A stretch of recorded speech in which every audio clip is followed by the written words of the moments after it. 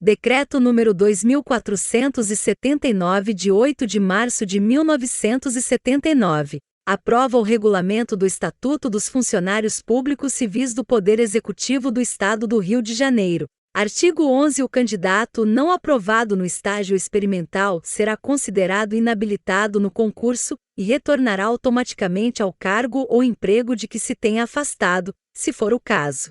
Artigo 12. Expirado o prazo de duração do estágio experimental, a autoridade que tiver designado o estagiário comunicará ao órgão promotor do concurso o resultado do desempenho das atividades exercidas no cargo, inclusive suas condições psicológicas, idoneidade moral, assiduidade, disciplina e eficiência, concluindo pela aprovação ou não do candidato. Parágrafo 1º. O chefe imediato do estagiário encaminhará à autoridade referida neste artigo, nos 15 dias anteriores ao término do estágio, relatório circunstanciado sobre o desempenho das atividades do interessado, se motivo relevante não justificar encaminhamento antes deste prazo. Parágrafo 2º. Quando a autoridade competente para a avaliação concluir desfavoravelmente ao estagiário, fará publicar sua imediata dispensa. Parágrafo 3º.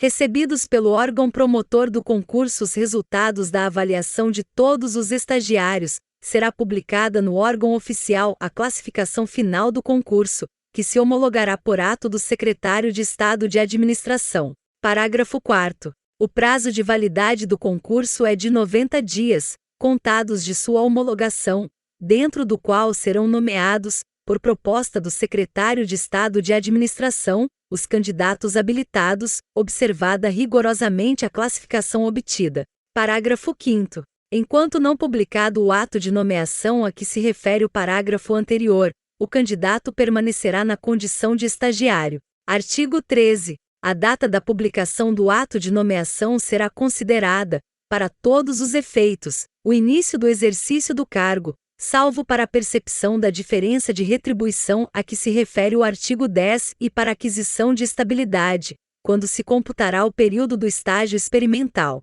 Seção 2ª. Da investidura. Artigo 14. A investidura em cargo em comissão, integrante do Grupo 1º Direção e Assessoramento Superiores ocorrerá com a posse, em cargo de provimento efetivo, do Grupo 3º Cargos Profissionais, com o exercício. Em ambos os casos, iniciar-se-á dentro do prazo de 30 dias, contados da publicação do ato de provimento. Parágrafo 1º. Mediante requerimento do interessado e ocorrendo motivo relevante, o prazo para investidura poderá ser prorrogado ou revalidado, a critério da administração, em até 60 dias, contados do término do prazo de que trata este artigo. Parágrafo 2º. Será tornado sem efeito o ato de provimento, se a posse ou o exercício não se verificar nos prazos estabelecidos. Artigo 15. São requisitos para a posse, além dos enumerados nos itens 1 a 3, do parágrafo 3º, do artigo 8º.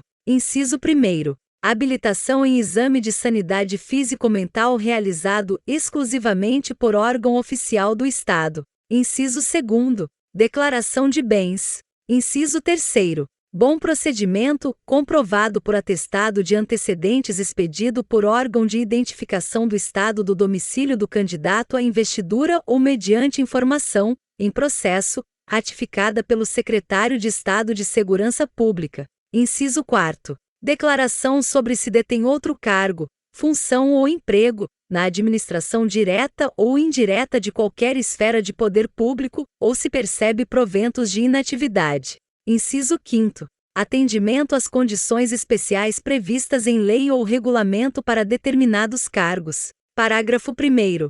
Quando o funcionário efetivo for provido em cargo em comissão, não se exigirá a comprovação dos requisitos de que trata este artigo, exceto os indicados nos incisos 2º e 6º. Parágrafo 2º. Quando o provimento recair em inativo, este atenderá às exigências do artigo, além do requisito estabelecido no item 2, do parágrafo 3º, do artigo 8º. Artigo 16. Da posse se lavrará termo do qual constará compromisso de fiel cumprimento dos deveres da função pública, e se consignará a apresentação de declaração de bens do empossado, incluídos os do seu cônjuge, se for o caso.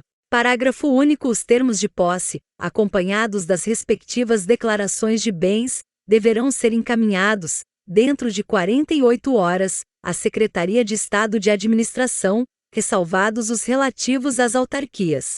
Artigo 17. São competentes para dar posse. Inciso 1º. O governador, aos secretários de Estado e demais autoridades que lhe sejam diretamente subordinadas. Inciso 2º. Os secretários de Estados, aos ocupantes de cargo em comissão no âmbito das respectivas secretarias, inclusive aos dirigentes de autarquias a estas vinculadas. Inciso 3º. O chefe do gabinete militar, o procurador-geral do Estado e o procurador-geral da Justiça, aos ocupantes de cargo em comissão no âmbito dos respectivos órgãos. Inciso 4º. Os dirigentes de autarquias, aos ocupantes de cargo em comissão das respectivas entidades. Artigo 18. São requisitos para o exercício os mesmos estabelecidos para a posse, bem como a prestação de fiança, quando a natureza da função o exigir. Parágrafo único. A comprovação dos requisitos a que se referem os itens 1 e 3, do parágrafo 3º, do artigo 8º, e o inciso 3º, do artigo 15, não será exigida nos casos de reintegração e aproveitamento. Artigo 19. É competente para dar exercício o secretário de Estado de Administração, quando se tratar de investidura em cargos de provimento efetivo. Artigo 20. A competência para dar posse e exercício poderá ser objeto de delegação. Seção 3ª. Da fiança. Artigo 21. Quando o provimento em cargo ou função depender de prestação de fiança, não se dará investidura sem a prévia satisfação dessa exigência. Parágrafo 1º. A fiança poderá ser prestada em 1. Dinheiro. 2. Títulos de dívida pública da União ou do Estado. 3. Apólices de seguro de fidelidade funcional, emitidas por instituição oficial ou legalmente autorizada para esse fim. Parágrafo 2º. Não poderá ser autorizado o levantamento da fiança, antes de tomadas as contas do funcionário. Parágrafo 3º. O responsável por alcance ou desvio de material não ficará isento do procedimento administrativo e criminal que couber, ainda que o valor da fiança seja superior ao prejuízo verificado.